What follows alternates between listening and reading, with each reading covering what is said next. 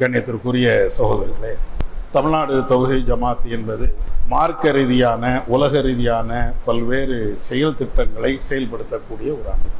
அந்த அடிப்படையில் சமூகத்திற்கு மத்தியில் மார்க்க ரீதியான கருத்துக்கள் என்ன இருந்தாலும் அல்லாஹும் ரசூலும் காட்டிய வழியின் அடிப்படையில் மக்களுக்கு எடுத்து சொல்லும். அந்த வரிசையில் இந்த பிறை சம்பந்தமாகவும் ரசூலுல்லாஹ்வுடைய காலத்தில் எப்படி நோன்பு நோற்றார்கள், எப்படி பெருநா கொண்டாடினார்கள், பிறை விஷயத்தில் அவருடைய அணுகுமுறைகள் எப்படியெல்லாம் இருந்தது என்பதை புகாரி, முஸ்லிம் ஏராளமான நபி மொழிகள்ல இருந்து, குர்ஆனுடைய வசனங்கள்ல இருந்து இறைவன் சொல்லக்கூடிய அந்த செய்திகள் எல்லாத்தையும் நம்ம சொல்லுவோம். அந்த அடிப்படையில் தான் பிறை விஷயத்துல ரொம்ப கஷ்டப்படலாம் தேவையில்லை. ரசூலுல்லாஹ்வே அதை சொல்லி தராங்க. ரசூலுல்லாஹ்வுடைய அந்த 23 ஆண்டு கால வாழ்க்கையில, அதுவும் இந்த நோன்பு காலகட்டத்தில் பிறை விஷயத்திலேன்னா அவங்க கவலைப்பட்டதே கிடையாது. யாராவது பிறையை பார்த்து ரசூலுல்லாஹ்ட்ட சொல்லுவாங்க, அல்லாஹ்வின் துறையை பிறையை பார்த்தோம், அப்படியாப்பா நோன்பு வச்சுட்டு போயிட்டே இருக்கு, அவ்வளவுதான். அந்த ஊர்ல பிறையை பார்த்தாங்களா, இந்த ஊர்ல பிறையை பார்த்தாங்களா, இந்த கவலையை ரசூலுல்லாஹ்க்கு ஒரு கட்டத்திலே இருந்ததே கிடையாது. நீங்க பிறையை அறிவிப்பீங்களா, எல்லாரும் அறிவிச்சுட்டாங்களே, எல்லாரும் அறிவிச்சுட்டாங்களாம், நீங்க ஏன் அறிவிக்கல கேட்டுக்கிட்டே இருந்தாங்க. சரி, மனுஷங்கிற அடிப்படையில அந்த சிந்தனை வருகிறது.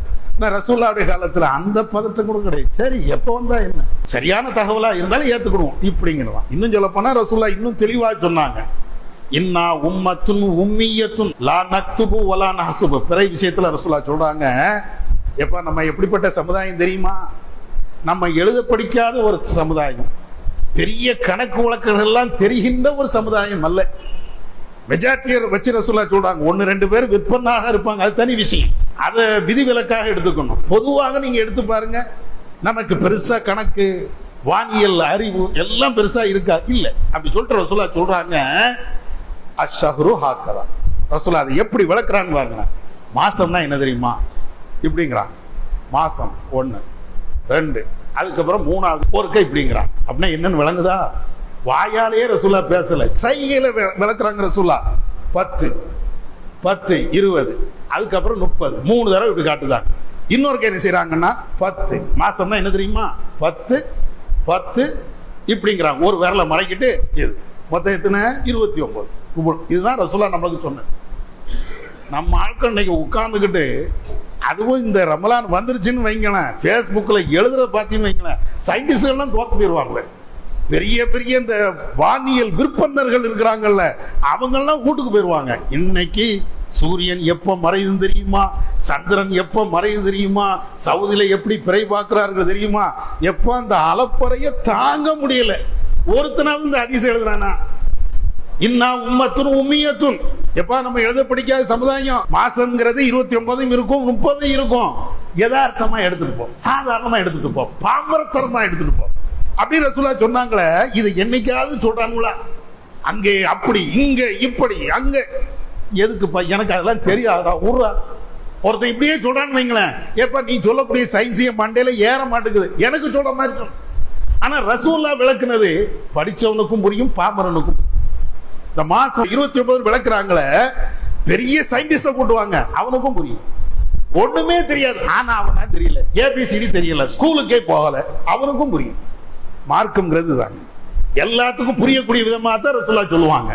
பெரிய பண்டிதர்கள் மட்டும் புரிகிற மாதிரி ரசூலுல்லாஹ் ஒரு காலத்திலும் பேசவே மாட்டாங்க.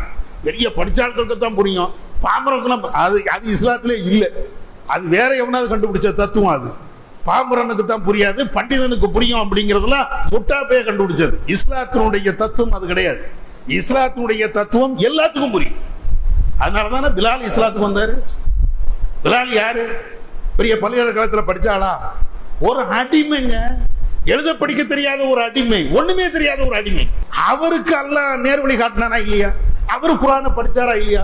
குர்ஆனை படிச்சு 4 பேருக்கு சொன்னாரா இல்லையா? அதே மாதிரி அன்னைக்கு சல்மான் ஃபாரிசி என்ற பெரிய அறிவாளிகள் இருந்தாங்க, அவங்களுக்கும் அல்லாஹ் நேர்வழி காட்டினானா இல்லையா? இதுதான் இஸ்லாம். படிச்சவங்களுக்கும் தெரியும், பாமரனுக்கும் தெரியும்.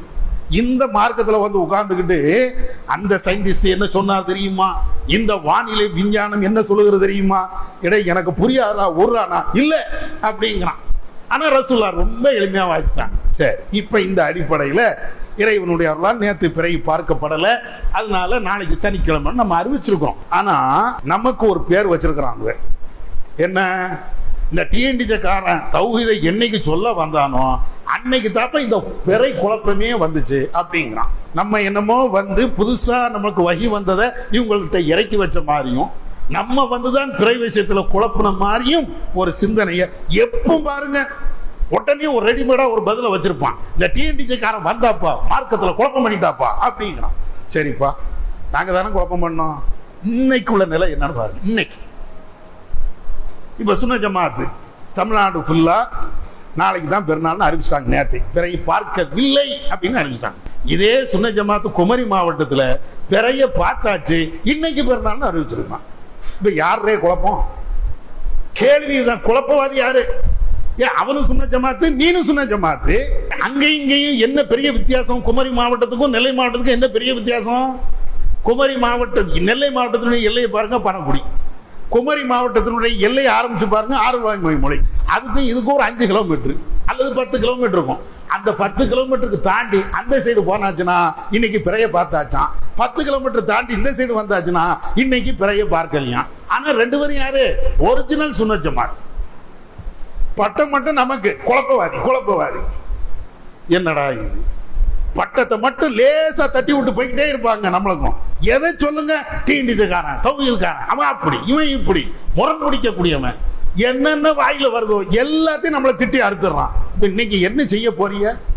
பிஐகே பேசட்டுமா? இன்னைக்கு உட்கார்ந்து அவங்க ஒண்ணு சுன்ன ஜமாத்து இல்லைன்னா அறிவிக்கட்டும், அல்லது பிறையில் அவர்கள் குழப்பம் பண்றார்கள் அறிவிக்கட்டும், அல்லது பிறை விஷயத்துல எங்களுக்கும் அவங்களுக்கும் சம்மந்தம் இல்லை அப்படின்னா அறிவிக்கட்டும்.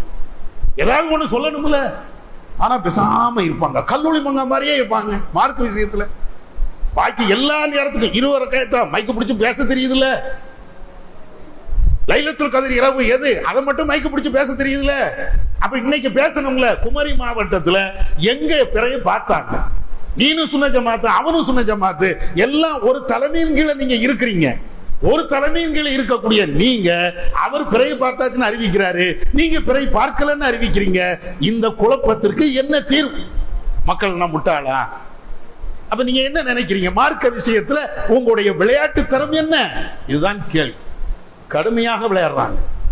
நம்ம அடிக்கடி சொல்லுவோம், மார்க்க விஷயத்துல இறையச்சமே இல்லாத அளவிற்கு இவங்க விளையாடுறாங்க. அவங்களுடைய இறையச்சம் நமக்கு தெரியாது. இருந்தாலும் கூட அவங்களுடைய வெளித்தோற்றத்தை பார்த்தோம் என்றால் இறையச்சம் இல்லாதவர்கள் எப்படி நடப்பார்களோ அப்படிதான் அவங்க நடக்கிறாங்க. அப்ப இந்த குழப்பம் என்பது பிறை விஷயத்துல உள்ள குழப்பம் என்பது நம்ம வைக்கிறது இல்லை. அதை விட கொடுமை என்ன தெரியுமா? ஒரு 2-3 வருஷம் இருக்கும் நினைக்கிறேன். தமிழ்நாடு ஹாஜி அன்னைக்கு அறிவிக்கிறார், எங்கப்பா பிறை பார்த்திய? மாலை காலில் பிறை பார்த்தோன்னு அறிவிக்கிறார். சரி, இப்ப நேற்று கேரளாவில் பிறை பார்த்துட்டாங்களா? எடுக்கணுமா இல்லையா? மாலேகான்ங்கிறது எங்க இருக்குது? மகாராஷ்டிரா மாநிலம், பாம்பே இருக்குதுல்ல, அந்த பகுதியில் உள்ள ஒரு மாவட்டம். அங்க பிறைய பார்த்துட்டாங்களாம். தமிழ்நாடு ஆட்சி இங்க நாங்கள் பிறைய பார்த்து விட்டோம், நோன்பு அல்லது பெருநாள் அப்படின்னு அறிவிக்கிறார். இப்ப நேத்து என்ன கேரளாவில் பிறைய பார்த்துட்டோம் அப்படின்னு அறிவிச்சா நம்ம ஆலிம்சாக்கள், நம்ம தலைமை ஆஜி பிறைய பார்க்கல. இந்த குழப்பம் என்ன?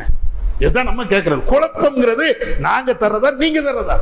ஆனா இறைவனுடைய அருளால் நம்ம ஜமாத்து காலம் மட்டும் இல்ல, அதற்கு முன்னால இருந்து நம்ம தெளிவான நிலைப்பாட்டில் இருப்போம். அந்தந்த பகுதியில பிறையை பாக்குறீங்களா, எடுத்துட்டு போவாங்க, இல்லையா விட்டுட்டு போயிட்டே. அவ்வளவுதான் ரசூலுல்லாஹ் சொன்ன மாதிரி. அதனால இந்த பிறை விஷயத்தில் குழப்பம் என்பது இந்த ஒரிஜினல் சுன்ன ஜமாத் சொல்றாங்க அவங்கள்ட்ட இல்ல, போலி சுன்ன ஜமாத்துக்காரங்கள்ட்ட தான் பிறை விஷயத்துல இவ்வளவு குழப்பம் இருக்கிறது. அது கண்ணு முன்னால் நம்ம பார்க்கிறோம். நம்ம ரசூலுல்லாஹ் படி நம்ம வாழ்வோம். வல்லாஹ் நம்ம கேட்டதன் அடிப்படையில் செயல்பட அவன் அருள் செய்வானாக. வாஹிதவன் அல்ஹம்துலில்லாஹி ரப்பில் ஆலமீன். அல்லாஹு அக்பர், அல்லாஹு அக்பர்.